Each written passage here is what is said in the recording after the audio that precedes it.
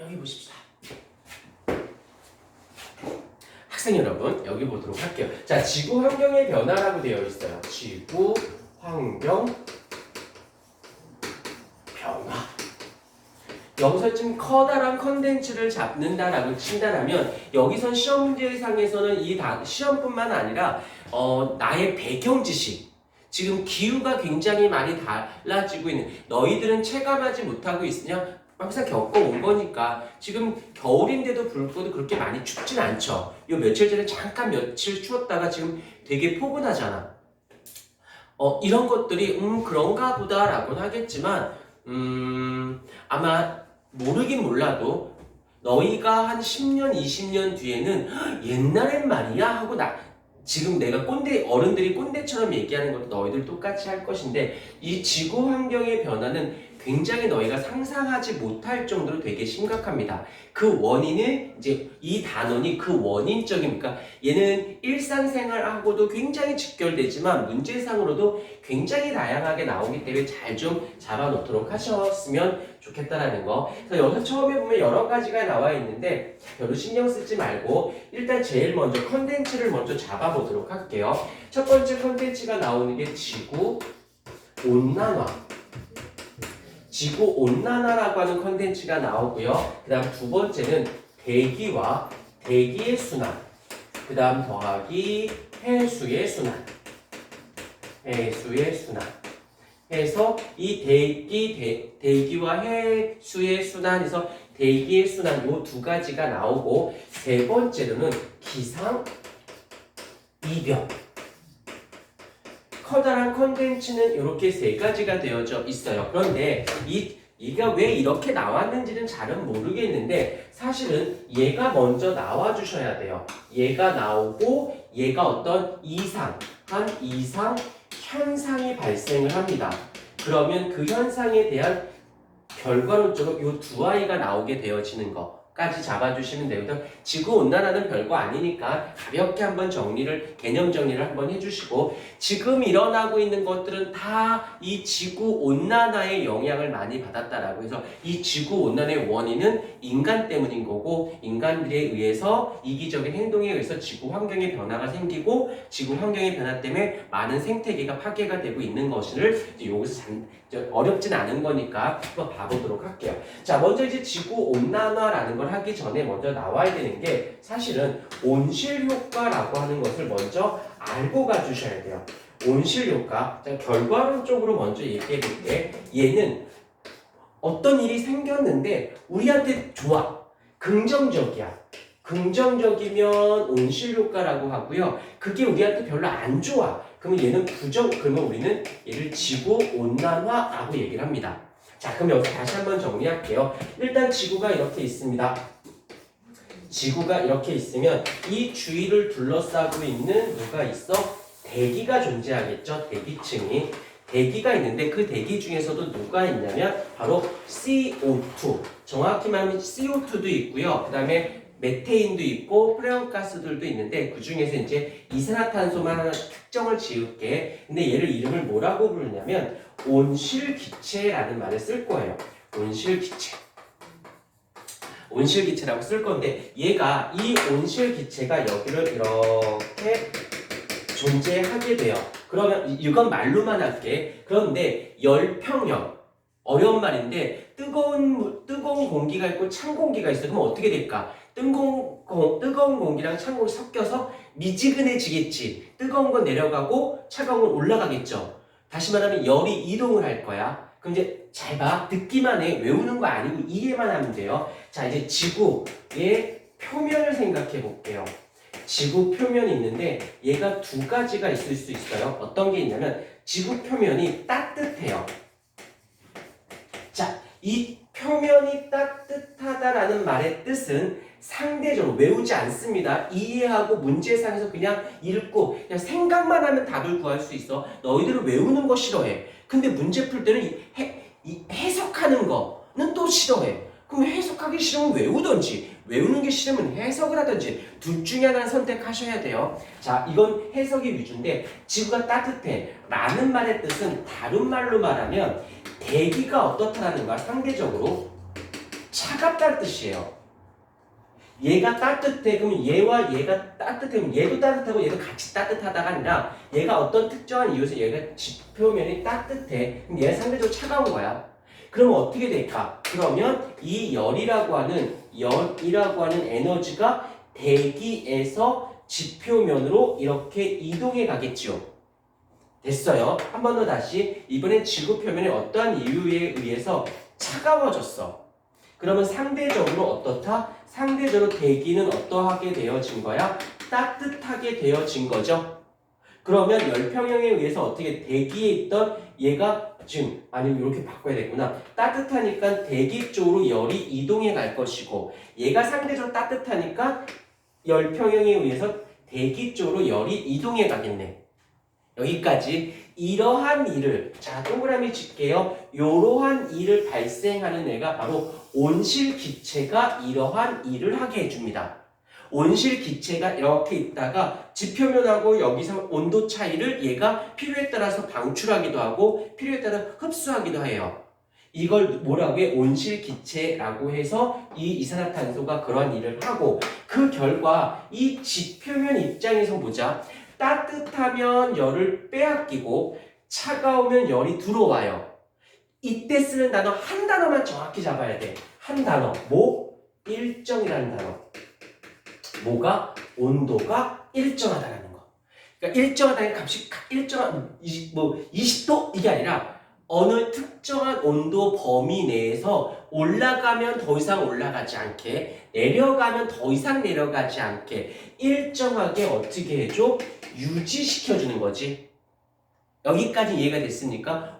따뜻하면 더 이상 빼앗기니까 더 이상 올라가지 않을 거고 차가우면 열이 들어오니까 더 이상 차가워지지 않을 거 아니야. 요 단어가 중요해. 온도가 일정하게 유지가 돼요. 오케이. 이렇게 돼서 어떻게 돼? 생명체가 살아가기에 굉장히 적절한 온도를 유지시켜주는 거네. 이렇게 되는 것을 뭐라고 부른다? 온실효과라고 얘기합니다. 그래서 여기서 중요한 단어는 요거야. 온도가 일정하게 유지가 된다는 거. 그걸 온실기체가 특정한 온도를 일정하게 유지시켜주는 효과인데 이제 여기까지 됐어요. 그러면 이제 지구온난화는 무엇입니까? 라고 한다면 지구온난화. 이 지구온난화는 요 온실기체가 이러한 일을 해준다라고 말씀을 드렸는데 이제 화석연료의 과한 사용에 의해서 어찌 되어진다? 이산화탄소량이 대기층에 증가를 하게 됩니다. 그러면 이건데 이산화탄소가 이렇게 온도를 일정하게 유지시켜주는데 이산화탄소량이 많아지니까 어떤 일이 발생하느냐면 자 유지는 유지야. 요 단어 잘 기억해. 요거를 그대로 풀고 들어올게. 온도가 일정하게 유지가 되어지는데 높은 온도인 상태로 일정하게 유지가 되는 거예요. 그게 너희들 잘 모르겠지만 이게 0. 몇 도씨, 1도씨 이 차이가 지구한테는 엄청난 변화를 생기게 하거든. 하여튼 그런가 보다 해. 자, 그런데 어쩌라고요? 그럼 좀 따뜻하면 좋죠 뭐 라고 하겠지만 그로 인해서 기상의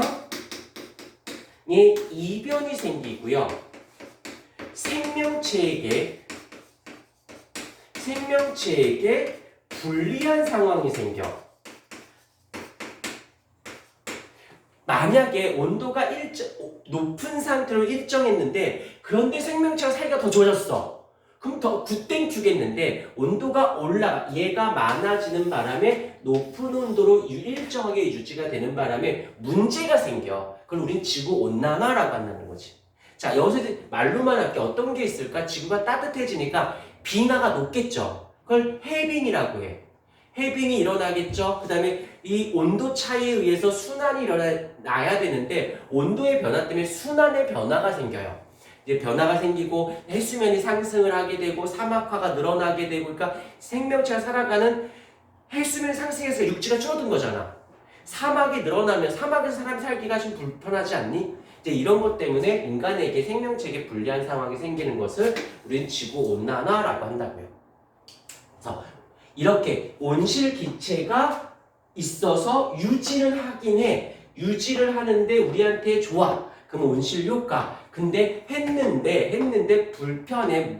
문제가 생겨. 그러면 우리는 지구온난화라고 얘기한다고요.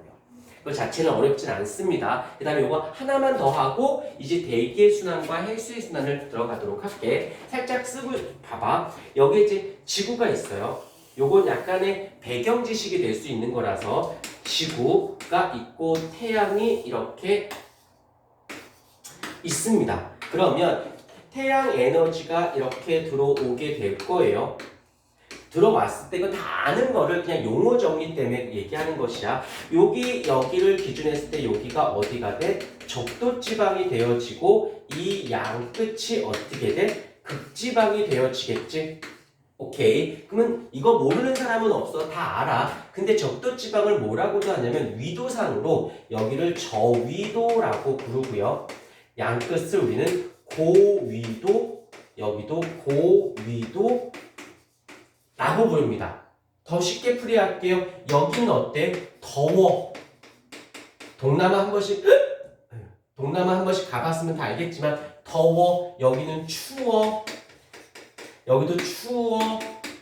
일상적인 용어를 정리하는 거야. 왜 이런 일이 발생하냐면 이 태양 에너지가 들어와서 이 저위도 기준으로 따졌을 때 방출량과 흡수량으로 따져볼게. 흡수, 에너지를 흡수하는 양과 그 다음에 에너지를 방출하는 방출량으로 따졌을 때 얘가 적도지방은 얘가 더 흡수량이 큰 거야. 그러니까 버린 거보단 들어온 게 더 많다고. 그런데 고위도로 가게 되면 흡수되는 것보다는 방출되는 것이 더 많으니까 어떻게 돼? 추워지는 거겠지? 이것까지는 어렵진 않아. 그러면 이대로라면 여긴 계속 더워져서 더워 죽을 거고 이쪽 끝은 추워서 죽어버릴 거야. 이럴 때 요 정도는 다 알고 있지? 그런데 여기서 보자.